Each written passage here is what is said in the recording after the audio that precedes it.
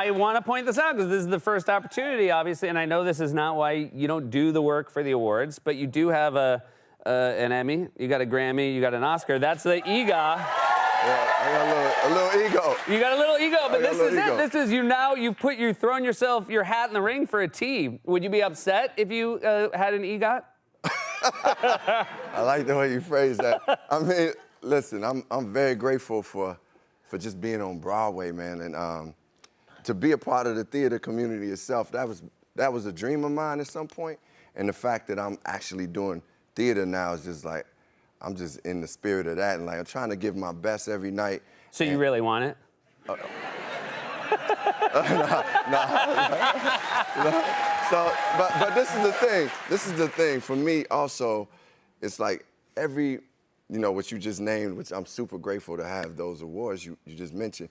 But whether I was doing music or whether I was acting in a film or creating a song for a film, I just went in it with my heart and soul, man, and put my spirit into it and gave my best, and whatever results happen, that's icing on the cake. Once you're done, if they say you're in the running, of course you're like, okay, well and to be recognized by the peers to be recognized by people in theater would be amazing feat. But I'm just happy right now that I'm on that stage with Stephen McKinley Henderson, who's this incredible, amazing actor, and this incredible cast doing Stephen Atlee Girgis's play.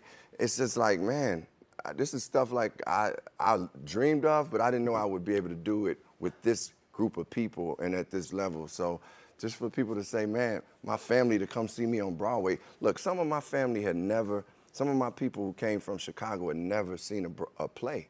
And they came to see Between Riverside and Crazy. So that right there is an award. That's a victory for me. Yeah. You talk about your family. I know you're close. Your mom was your first business manager. Is that correct? Yeah, she was. How'd she do?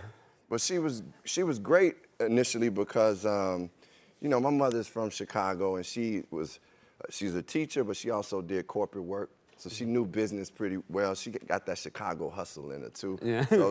So she was really good with the business and made me and asked me to invest in properties early. But eventually it started to become your mother telling you, oh, don't do that, don't spend money on this and that, and the business manager went to business damager. Yeah. After a minute. How'd she take the news when you moved on? How'd she take it? Oh man, it was tough, but when the mother loves her son, she gonna eventually say, okay, it is what it is. And now she sees the business is flourishing even more, and she's doing the work with my Common Ground Foundation and having great pajama parties now and having great birthday parties. So she don't care about the business like that no more. As long as the money's flowing. That's good. The money's flowing. She's happy. Yeah. You mentioned she was honest when you were Tiny Tim in second grade in your performance, and I'm assuming she's honest today. Has she seen you on Broadway, and what has she told you about your performance so far? Yes, my mother brought 198 people to see the show.